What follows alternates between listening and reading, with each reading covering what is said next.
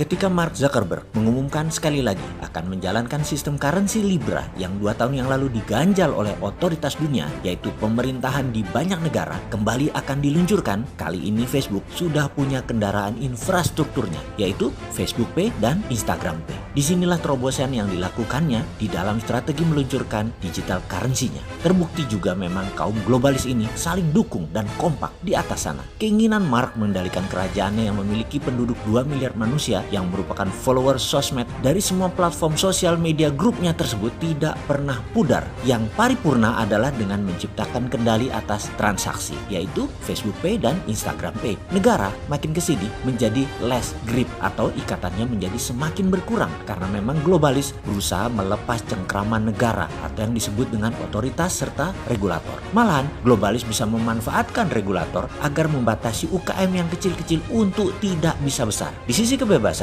globalis ingin sebebas-bebasnya tanpa aturan sebuah negara. Sebaliknya, globalis yang mengaturnya. Di sisi lain juga, globalis pakai pemerintah sebuah negara untuk mengatur kompetitornya. Semua didesain dengan sempurna. Salahkah globalis demikian? Ya tidak, karena itu sifat dasar manusia yang rakus yang ingin selamanya memperoleh keistimewaan di tampuk pengendalian. Ya begini, kalau bisa last forever, abadi selamanya. Karena itu kita mengatakan old system doesn't work karena dikendalikan globalis. Sistem hanya work untuk globalis yang hanya 0,03% populasi tapi mengendalikan 70% manusia yang mereka itu disebut kelompok controller atau sang pengendali dengan filosofi globalisnya. Dan 3% populasi manusia ternyata memegang kekayaan 90% yang disebut kelompok the have. Sungguh musuh umat manusia itu ada 3. 1 kemiskinan, 2 kebodohan, dan ketiga globalis yang ingin semua orang selalu bodoh dan miskin. Jadi kebodohan itu by system.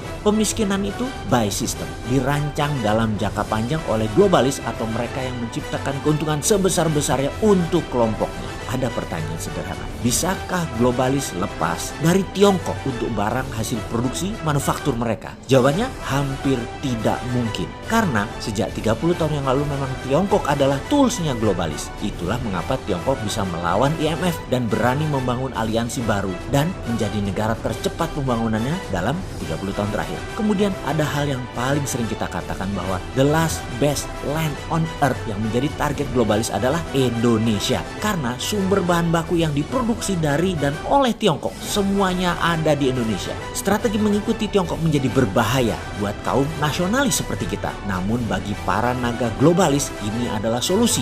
Ini adalah peluang buat mereka. Karena itu yang bengok-bengok adalah nasionalis yang melihat globalis hanya menguntungkan kelompok kecil elitis dan globalis internasional. Sekali lagi, komunis Tiongkok hanya tool bagi globalis. Jangan sampai Indonesia ini jadi toolsnya tools, alatnya alat. Karena Tiongkok pun punya agenda tersembunyi. Dia tunggangi globalis. Globalis tunggangi Tiongkok balik. Ini seni bermain catur yang indah yang harus diingatkan ke setiap pejabat dan para pemangku jabatan strategis di NKRI. Di sini kita harus bermain seperti Tiongkok di awal tahun 80-an. Seperti Dubai di awal tahun 80-an. Strategi nasionalnya harus holistik, harus menyeluruh. Unsur kedaulatan harus dijaga. Unsur humanisme, kemanusiaan harus dijaga. Unsur sumber daya alam harus maksimum untuk keuntungan bangsa Indonesia dan keuntungan geografis semuanya untuk keuntungan bangsa Indonesia. Secara nasional kita harus adakan rembuk nasional membicarakan hal ini. Kemudian kita harus berani melakukan pemikiran out of the box dan tidak follow world regulator tapi follow the game changing plan. Kita harus tahu bagaimana menunggangi globalis di awalnya, tahu kapan menekan Tiongkok, tahu kapan menekan Amerika dan punya strategi untuk membuat globalis takluk. Mulailah mengenal lawan kita, mulailah membaca langkah mereka dan niat mereka. Buatlah rencana besar untuk Indonesia.